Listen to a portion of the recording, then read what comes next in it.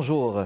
J'accueille avec plaisir aujourd'hui chez Agora, IC Télévision, Mme Sophie Bertrand et Mme Jocelyne Fournel, co-directrice du livre Histoire du photojournalisme au Québec, publié aux éditions du Passage 2024. Alors, Sophie Bertrand est photographe, auteure et commissaire, s'intéresse au patrimoine photographique et à la composition de nouveaux récits visuels par la mise en dialogue des archives de l'image et titulaire du maîtrise en muséologie, chargée de cours au collège photographie. Et Madame Jocelyne Fournel a consacré la majeure partie de sa carrière au design graphique, sous la direction artistique dans le monde de l'édition et des magazines. Beaucoup d'intérêt aussi pour l'illustration, la photographie, qui l'a amené à collaborer avec des artistes proposant les esthétiques les plus diverses et continue jusqu'à aujourd'hui à travailler sur plusieurs projets éditoriaux. Mesdames, je vous souhaite la bienvenue chez Agora IC Télévision. Merci. Bonjour. Alors, plaisir de vous accueillir. D'abord, ce livre, Histoire du photojournalisme au Québec, de fascinantes photos. C'est un très beau livre où on voit des illustrations, des photos qui ont marqué l'histoire, non seulement du Québec, mais on voit beaucoup de choses là qui sont de l'ordre et du registre de la mémoire, et de tout ce qui est culturel, esthétique, etc. D'abord, le contexte de l'édition, de la création de ce livre, Questions communes à vous deux, mesdames, en commençant par vous, Madame Sophie Bertrand. Oui, le contexte. Alors, je précise que qu'il y a quand même Agence Stock Photo avant le titre Une histoire du photojournalisme au Québec, puisque c'est les photos des photographes de ce collectif qui sont publiées dans ce livre. Pour ma part, c'est la rencontre avec quelques-uns des membres de ce collectif qui a fait que je me suis intéressée à leur production il y a déjà 10 ans à peu près. Je partageais des bureaux avec Jean-François Leblanc, l'un des cofondateurs, et Caroline Ayer, l'une des photographes du collectif. Et en découvrant leurs travaux respectifs, je me suis étonnée de ne pas avoir accès à un livre, à une monographie, on dirait, sur le collectif. Chacun avait ses projets individuels. Ils avaient fait des expositions aussi collectives ensemble, mais il n'y avait pas encore cet objet du livre qui existait et qui rassemblait leurs images. Et j'avoue que depuis, cette idée ne m'a pas quittée d'entreprendre ce grand projet. Mais à l'époque, je n'avais pas encore les outils. Donc, petit à petit, par d'autres chemins, à un moment donné, je me suis sentie de partir dans ce projet dans lequel Jocelyne Fournel a bien voulu m'accompagner. Donc, il y a eu une collaboration commune, Jocelyne Fournel, avec Sophie Bertrand. Oui, bien sûr, dès le départ, d'ailleurs. Quand j'ai pris ma retraite du magazine L'Actualité, où j'ai travaillé pendant 25 ans, avec plusieurs d'ailleurs des photographes qui font partie de ce livre, Sophie m'a invitée à me joindre à elle dans cette aventure, et c'était un de mes rêves de faire un livre qui traverse le temps, quoi. Contrairement à un magazine qui est éphémère, qu'on met au recyclage après. Je me suis dit, un livre, ça reste, c'est un témoignage. Et donc, elle m'a dit, est-ce que tu es prête à vivre l'aventure avec moi? Donc, on a tout dirigé, on a tout fait tout ensemble depuis le début, il y a maintenant 6 ans. Mais oui, pas à temps plein, évidemment, là. Là, on parle de photojournalisme. Ce n'est pas des photos qu'on prend au salon, là. On dit aux gens, souriez, là, avec le chien et tout. Là, c'est des photos, là, qui sont, n'est-ce pas, pris dans le moment présent, là, dans l'émotion. C'est-à-dire qu'il faut être d'une grande compétence pour saisir l'émotion du moment, Madame Sophie Bertrand. Oui, d'une grande compétence technique, mais aussi humaniste. Il faut aussi, oui, évidemment, c'est un métier qui s'apprend aussi sur le tas, mais en même temps qui s'apprend avec la longévité, à savoir aborder certaines situations et certains sujets. On photographie pas un portrait comme on photographie une guerre ou un conflit ou une manifestation. Et pour le coup, les photographes de l'agence Stock Photo ont chacun leur regard, évidemment, chacun leur esthétique, mais aussi chacun leur comment dire, leur spécialité pour certains. Donc, il y en a qui ont plus couvert des mouvements sociaux, d'autres plus couvert des conflits, d'autres plus portraitistes, d'autres avec des esthétiques un petit peu plus qui tendent vers l'artistique. Donc, c'est cette pluralité de regards et d'esthétiques et de sujets aussi couverts qui a fait qu'il y avait cette richesse à portée de main pour créer cet objet qui est le livre. Et moi, personnellement, aussi, mon intérêt, c'était que comme ces images n'avaient jamais été reliées dans un même document, une même publication, c'était aussi de faire dialoguer les images entre elles, donc c'est-à-dire les différentes écritures journalistiques des photographes aussi, les différentes esthétiques, et de montrer aussi le côté collectif au sein du livre. Voilà.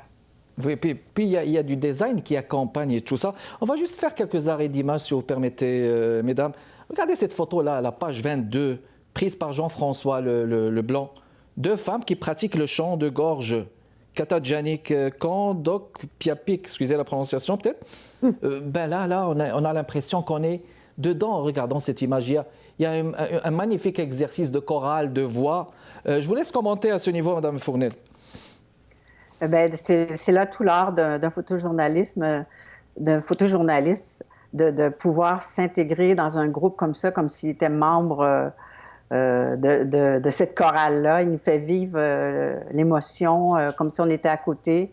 Alors, ça prend beaucoup de doigté, d'humanisme, justement, pour approcher ces gens-là. Il faut passer du temps, il faut avoir beaucoup d'écoute, beaucoup de respect. Et puis, nous, on a choisi des photos, justement, qui démontrent, entre autres, cet art-là de photographier les gens dans des contextes importants. Oui, puis c'est une photo brute. Est-ce qu'il y a eu des retouches, je veux dire, quelque part? Non, très légère. Non, oui. Des ajustements peut-être... Colorimétriques. Colorimétriques, oui. Voilà, mais pas de retouches, non. Pas de retouche carrément. En photojournalisme, ça n'est pas permis la retouche. Ah, c'est pas permis la retouche, ok. Parfait. Non. Très bien, mesdames. Alors, bon, juste une pause et on retourne discuter avec mes invités d'aujourd'hui, Sophie Bertrand et Jocelyne Fournel, à propos de ce livre qui vient de paraître aux éditions du Passage, Histoire du photojournalisme du Québec, sous la direction de mes invités justement, de l'agence Stock aussi, photo. On vous revient tout de suite, restez avec nous.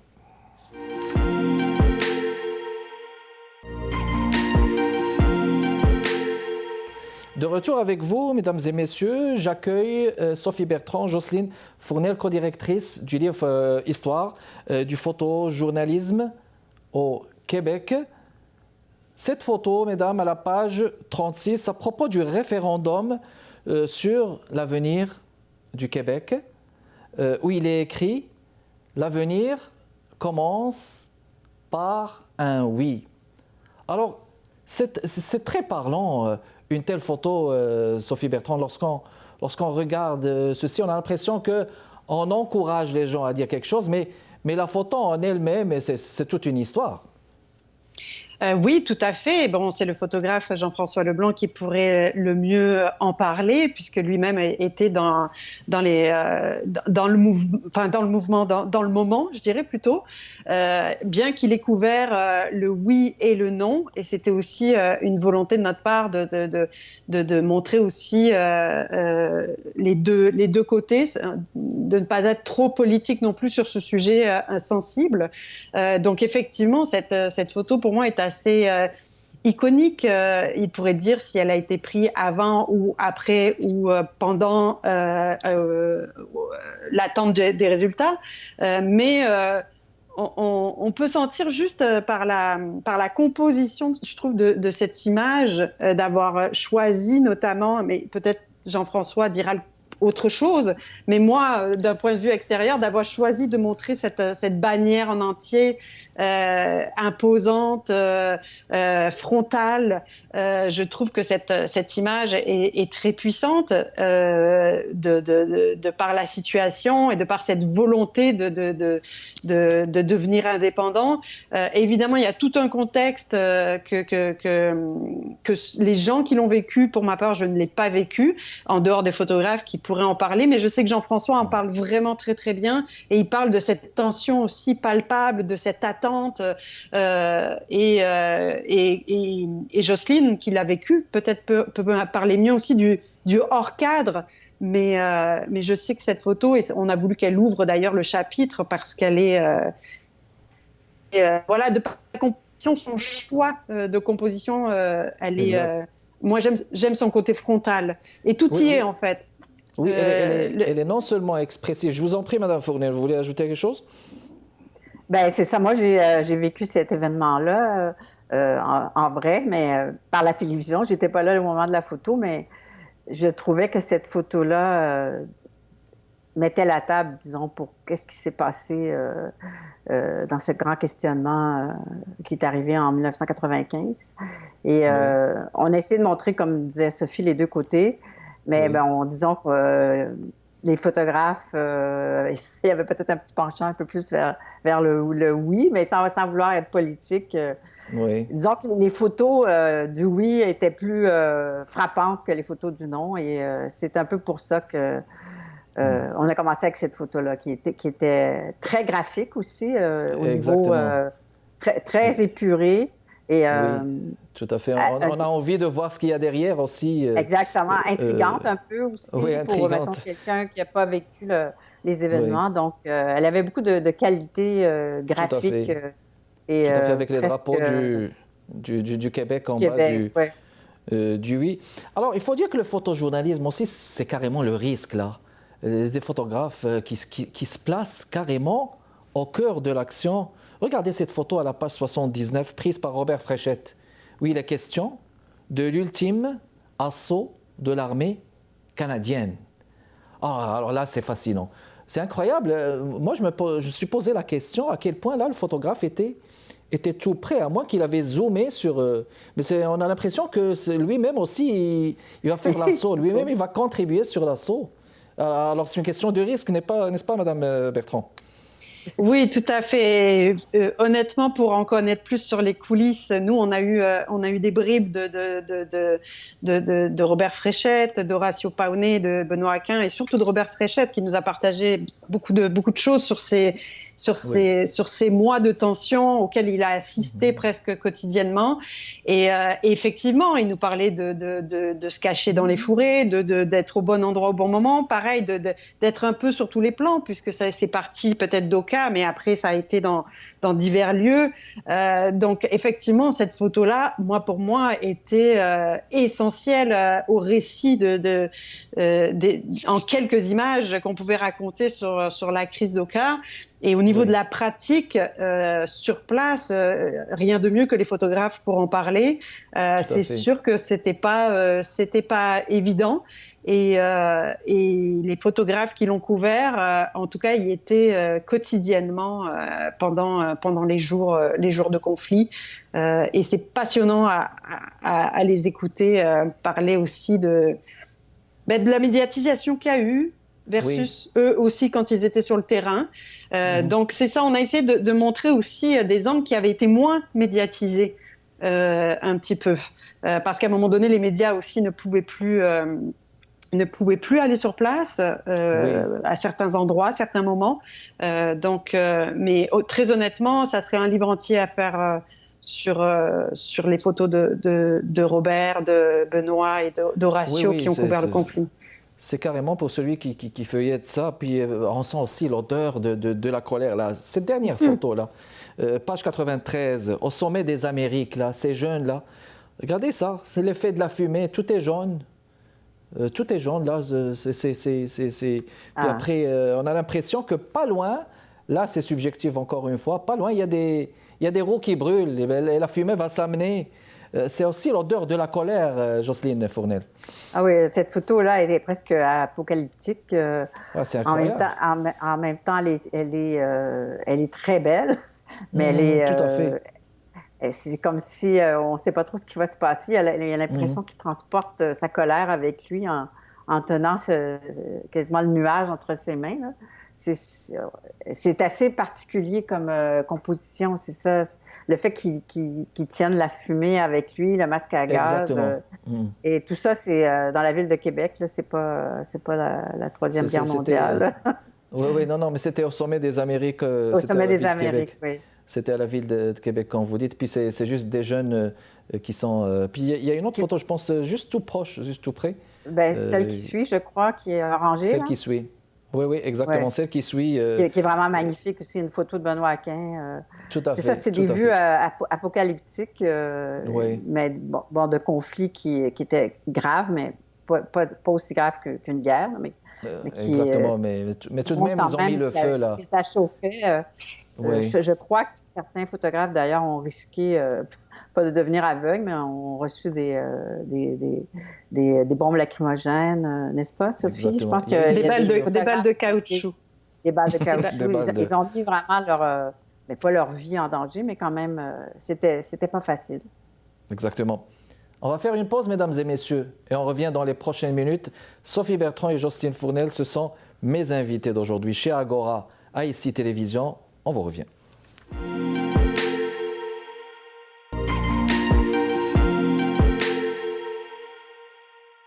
De retour avec vous, mesdames et messieurs, chez Agora, à ICI Télévision, Montréal, Québec. Kamal Benkiran avec vous. On est en train de parler d'un livre très intéressant. Histoire du photojournalisme au Québec. Impossible de ne pas être fasciné par les photos qui sont à l'intérieur. Un travail de pro des photographes de l'agence Stock Photo. C'est vraiment un livre à voir, à acheter. Il est chez les éditions du Passage en 2024, publié chez les éditions du Passage. On va continuer, mesdames. Bon, il y a d'autres photos là, on va pas tout dire bien sûr, d'autres photos comme par exemple la photo des citoyens musulmans dans un complexe sportif, j'ose présumer. Mais ce qui est encore plus fascinant, c'est certaines photos de personnalités québécoises qui sont dans ce livre. Armand Vaillancourt, le grand sculpteur, Kent Nagano, ses cheveux qui sont en l'air quand il est en mouvement, en train de diriger l'orchestre.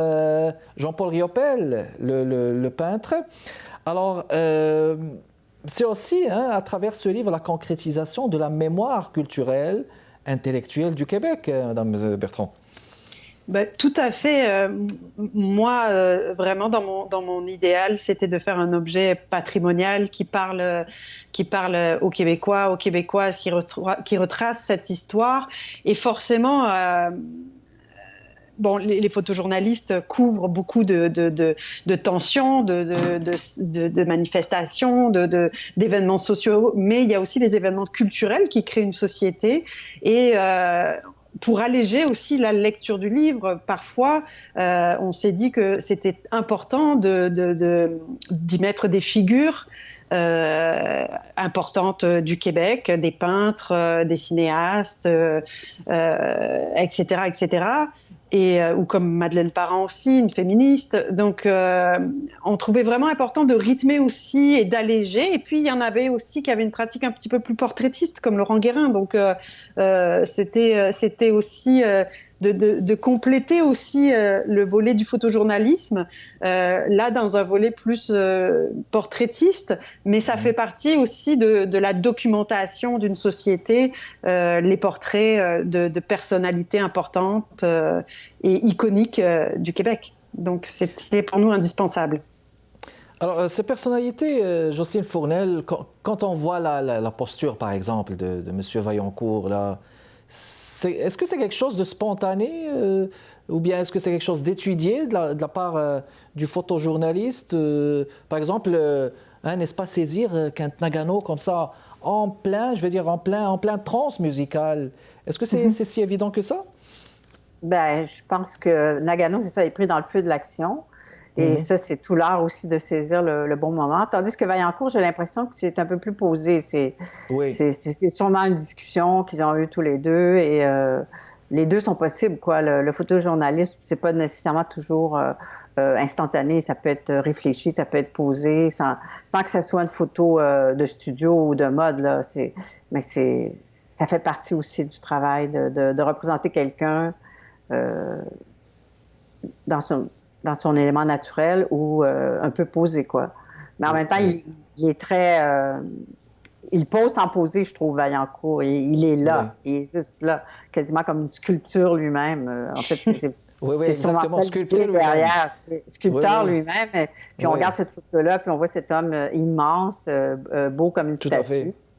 fait. Donc, je pense que c'est un peu ça l'idée. Je ne peux pas parler à la place de Laurent Guérin, mais j'imagine que c'est peut-être ça l'idée derrière ce genre de photo avec cet homme-là. Oui, on a exactement. De voir un peu débraillé ou en train dans son atelier et tout, là, c'est plus clean, c'est plus... c'est magnifié un petit peu le personnage qui mérite de l'être, quoi. C'est magnifié. Toujours avec vous, Jocelyne Fournel, que voulez-vous, question commune pour vous deux, mesdames, là, que voulez-vous que les gens retiennent de ce livre en général? Ben, pour ceux qui ont connu les histoires, les événements, ben, c'est un peu un rafraîchissement visuel des grands événements sociopolitiques du Québec et aussi des photos du quotidien des artistes qui le composent. Et pour les plus jeunes, ben, c'est de découvrir des choses qu'ils n'ont pas vécues par l'image. Et puis, on pense que ça a un petit côté... Ben, on pense pas, on est sûr que le livre, c'est un objet pérenne et que c'est comme un héritage un peu photographique qu'on laisse de la part de l'agence Stock. Tout à fait, je seconde Jocelyne, c'est dans cet esprit qu'on l'a fait, encore une fois, dans un esprit patrimonial. Moi, ce que je souhaite, c'est que les Québécois et les Québécoises maintenant se l'approprient. Le livre va vivre par lui-même. C'est des souvenirs pour certains, c'est des découvertes pour d'autres générations. Moi, j'espère vraiment que ça sera intergénérationnel. J'ai déjà des retours d'amis qui sont professeurs et qui me disent qu'ils vont le présenter à leurs étudiants. Moi, ça me rend très heureuse. En même temps, on a des personnes qui ont vécu les événements et qui replongent dans tout ça. Donc, c'était vraiment c'est cette réception-là que l'on souhaite et que maintenant le livre appartienne à tout le monde, en fait. Et puis, c'était de mettre de l'avant tout simplement aussi ce collectif de photographes qui a toute une histoire quand même très importante au sein de l'histoire de la photographie québécoise. Voilà, donc cet objet maintenant va durer dans le temps et appartient à tout un chacun. Excellent. Histoire du photojournalisme au Québec sous la direction de Sophie Bertrand, Jocelyne Fournel, que j'ai accueilli aujourd'hui. Mesdames et messieurs, merci mesdames d'avoir été avec nous. C'était tout le temps qu'on avait. C'est aux éditions du Passage 2024. Allez prendre ce livre vraiment intéressant. Merci d'avoir été avec nous. Merci de votre continuel intérêt. Kamal Benkiran avec vous. Prochain rendez-vous chez Agora, à ICI Télévision, jeudi à 15h30. Au revoir. Merci. Magnifique, mesdames. Merci d'avoir été là. Merci.